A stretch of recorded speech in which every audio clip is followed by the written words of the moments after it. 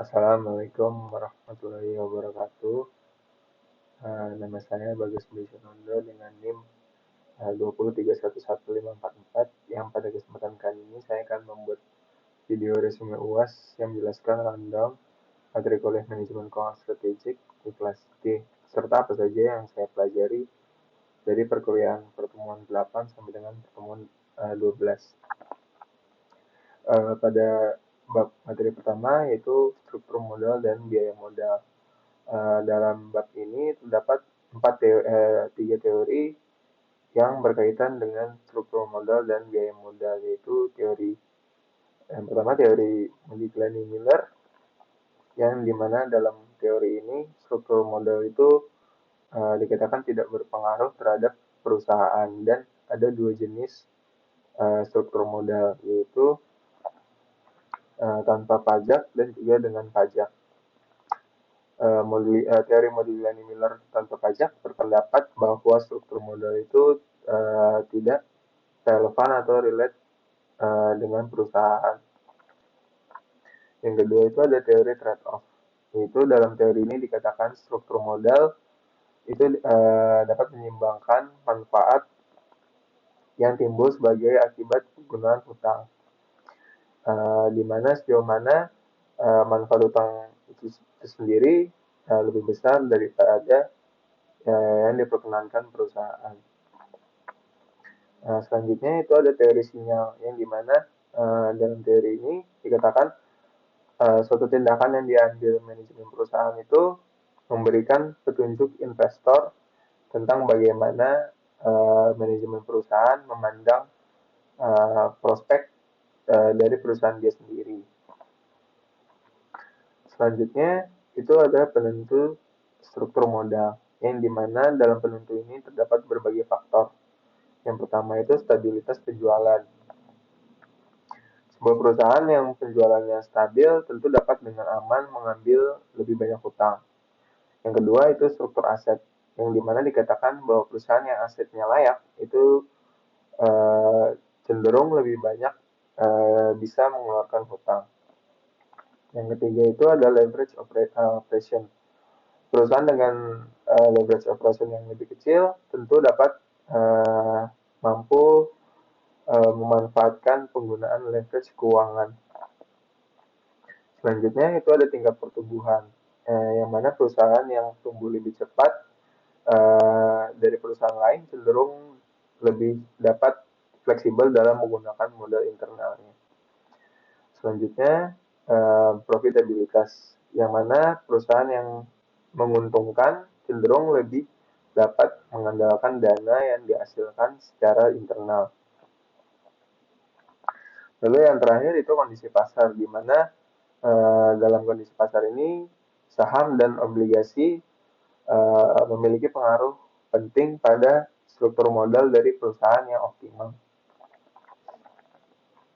Materi selanjutnya itu kebijakan dividen, yaitu merupakan keputusan apakah laba perusahaan pada akhir tahun akan dibagikan kepada pemegang saham dengan bentuk dividen atau digunakan kembali untuk menambah modal guna pembiayaan di masa yang akan datang. Dalam materi ini ada pertanyaan apakah investor itu lebih memilih pembayaran yang tinggi atau rendah. Dan dalam menjawab pertanyaan tersebut ada berbagai teori. Yang pertama itu teori tidak relevannya dividen. Pencetus teori ini, Merton Miller, mengatakan bahwa nilai perusahaan itu tidak dipengaruhi oleh bagaimana saham dan dividen ditahan.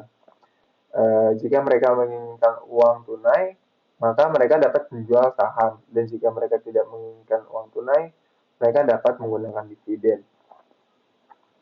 Lalu teori selanjutnya itu teori bird in the hand, yaitu teori yang mengatakan bahwa investor lebih menyukai penerimaan cash dividen di masa sekarang daripada penerimaan modal perusahaan di masa yang akan datang.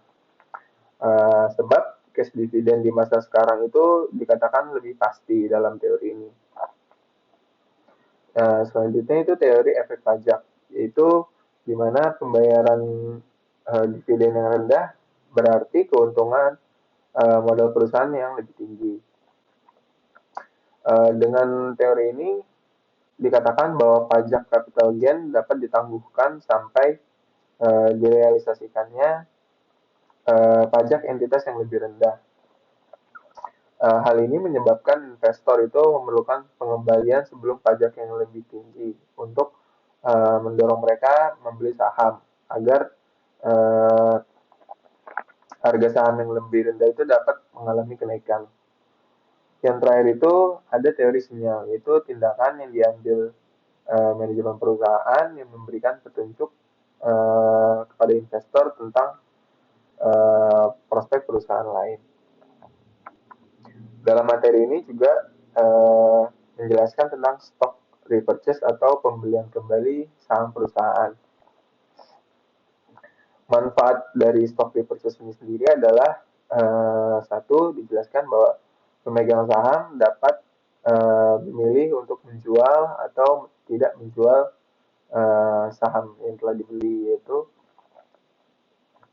bagaimana suatu perusahaan mempunyai kendali sendiri terhadap penjualan atau tidak dijualnya saham mereka sendiri. Yang kedua itu manfaatnya adalah membantu menghindari penempatan dividen yang tidak dapat dipertahankan. Yang ketiga itu pendapatan yang diterima itu dapat mengalami keuntungan modal karena adanya pajak. Lalu yang keempat, pemegang saham dapat mengambil pembelian kembali itu sebagai sinyal positif bahwa saham sedang under value.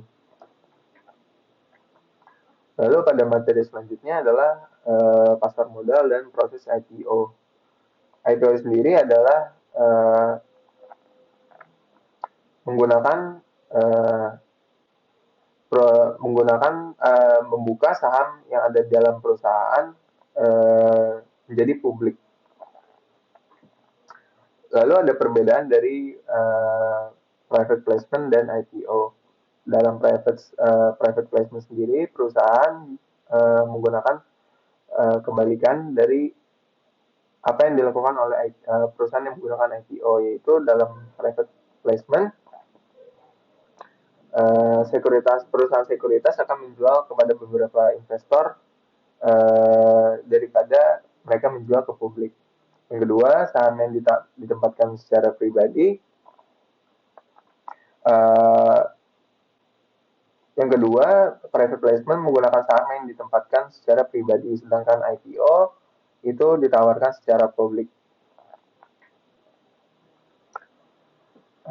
Lalu selanjutnya yang terakhir adalah perilaku investor dalam pengambilan keputusan.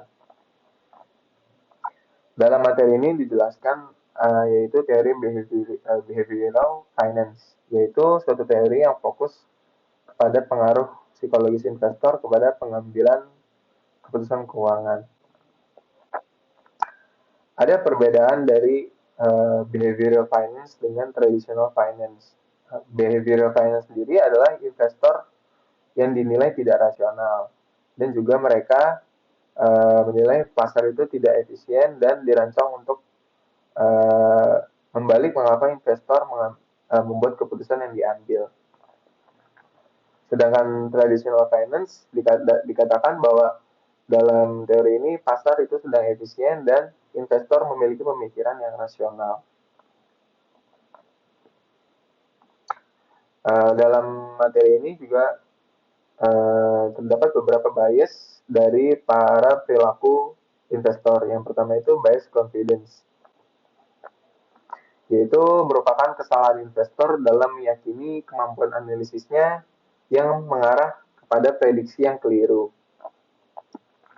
Yang kedua itu adalah bias underreaction, yaitu terjadi ketika individu cenderung konservatif dan tidak terlalu tergantung pada keyakinan mereka sebelumnya. Jadi mereka tidak dapat mengambil keputusan. Lalu ada bias heuristic. Heuristic bias merupakan salah satu bias yang juga cenderung mempengaruhi beberapa aspek dalam pengambilan keputusan, seperti investasi, pembiayaan, manajemen aset, dan keputusan kebijakan dividen. Lalu yang terakhir adalah herding behavior. Herding behavior adalah satu fenomena yang dimana seorang investor lebih memilih untuk mengikuti keputusan yang dibuat oleh investor lainnya. Dan hal ini dapat disebabkan baik oleh perilaku irasional seperti panik atau euforia maupun perilaku rasional. Sekian video resume yang bisa saya sampaikan. Assalamualaikum warahmatullahi wabarakatuh.